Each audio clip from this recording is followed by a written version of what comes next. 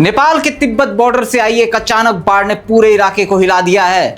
रसुआ जिले में बोटे काशी नदी अचानक उफान पर आई और देखते ही देखते सड़कें, पुल, वाहन, बाजार और हाइड्रो पावर इंफ्रास्ट्रक्चर इसकी चपेट में आ गए। कम से कम 8 लोगों की मौत की पुष्टि वाली रिपोर्ट सामने आई है और कई लोगों के लापता होने की जानकारी है। रेस्क्यू ऑपरेशन जारी और नेपाली सेना, पुलिस को राहत कार्य में लगाया गया है। लेकिन इस खबर का सबसे महत्वपूर्ण हिस्सा बिहार से जुड़ता है, क्योंकि नेपाल से आने वाली नदियों के जल स्तर पर बिहार में भी लगातार नजर रखी जा रही है। पहले समझिए नेपाल में क्या हुआ।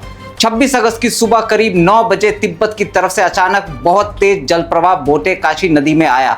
नेपाल के अधिकारियों ने कहा कि यह घटना सामान्य बारिश के कारण नहीं हुई है। अब सवाल उठता है, पानी आया कहां से? कुछ नेपाली रिपोर्टों में तिब्बत की तरफ किसी ग्लेशियल झील के अचानक टूटने या ड्रेनेज की आशंका जताई गई है, लेकिन अभी इसे confirm glacier lake outburst flood यानी जिसे ग्लॉफ कहना जल्दबाजी होगा। कारण की पूरी वैज्ञानिक पुष्टि और जांच का इंतजार करना जरूरी है। इतना जरूर साफ है कि पानी अचानक आया और फ्लैश फ्लड ने भारी तबाही मचाई है। इस घटना के से करीब 430 मेगावाट की हाइड्रो पावर कैपेसिटी प्रभावित होने की रिपोर्ट है। अब आते हैं बिहार पर। यहाँ एक जरूरी बात समझना काफी अहम है। बिहार के इस समय नदी का जलस्तर कई जगह डेंजर लेवल के ऊपर दर्ज हो चुका है। बिहार के वाटर रिसोर्स डिपार्टमेंट के आज दोपहर के लाइव डेटा के मुताबिक कोसी के बीरपुर और बालतारा स्टेशन डेंजर लेवल से ऊपर है। कोसी के कुर्सेला और गंडक के लालगंज स्टेशन पर भी वाटर लेवल डेंजर मार्क से ऊपर दर्ज हुआ है। यानी बिहार के लिए इसे हल्के में लेने की जरूरत नहीं है। लेकिन इसका मतलब यह भी नहीं है कि नेपाल की आज की बाढ़ सीधे बिहार में बाढ़ लेकर आ रही है, क्योंकि किसी नदी का जलस्तर सिर्फ एक घटना से तय नहीं होता। इसमें upstream rainfall, river discharge, barrage release और स्थानीय परिस्थितियां सभी का असर होता है। एक और जरूरी बात, बोटे काशी और कोसी को एक ही नदी समझना गलत है। बोटे काशी का जल तंत्र आगे त्रिशूली और फिर गंडक रिवर सिस्टम से जुड़ता है।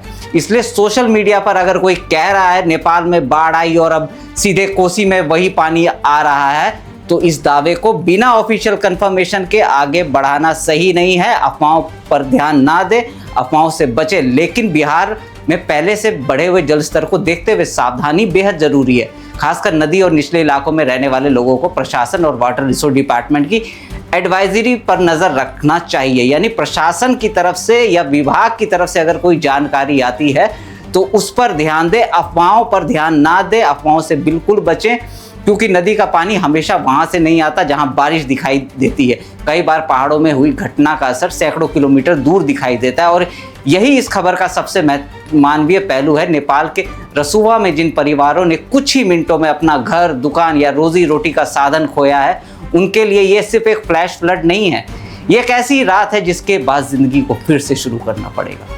इसलिए इस वक्त सबसे जरूरी है ना अफवाह फैलाएं, ना अनावश्यक डर पैदा करें और ना ही किसी अपुष्ट वीडियो को देखकर खतरे की घोषणा करें। तथ्य यह है, नेपाल के रसुआ में अचानक फ्लैश फ्लड आई है। कम से कम 8 मौतों की रिपोर्ट अभी तक सामने आई है। कई लोग लापता बताए गए हैं। इंफ्रास्ट्रक्चर और हाइड्रो पावर प्रोजेक्ट को नुकसान हुआ है। बाढ़ का पानी तिब्बत की तरफ से आया और इसके कारण की जांच जारी है और बिहार में कोसी तथा गंडक समेत कुछ नदी निगरानी केंद्रों पर जलस्तर डेंजर लेवल से ऊपर है। इसलिए बिहार के लिए संदेश बिल्कुल साफ है, पैनिक नहीं लेकिन प्रिकॉशन जरूर। नदी के किनारे जाने से बचिए, स्थानीय प्रशासन की चेतावनी को गंभीरता से लीजिए और सबसे जरूरी, व्हाट्सएप या सोशल मीडिया की अफवाह के बजाय ऑफिशियल वाटर लेवल और फ्लड एडवाइजरी पर भरोसा कीजिए, क्योंकि आपदा के वक्त सही जानकारी सिर्फ खबर नहीं होती, कभी कभी वही किसी की सुरक्षा की पहली सीढ़ी होती है। मैं हूं संदीप मिश्रा और आप देख रहे हैं सारसा नाउ।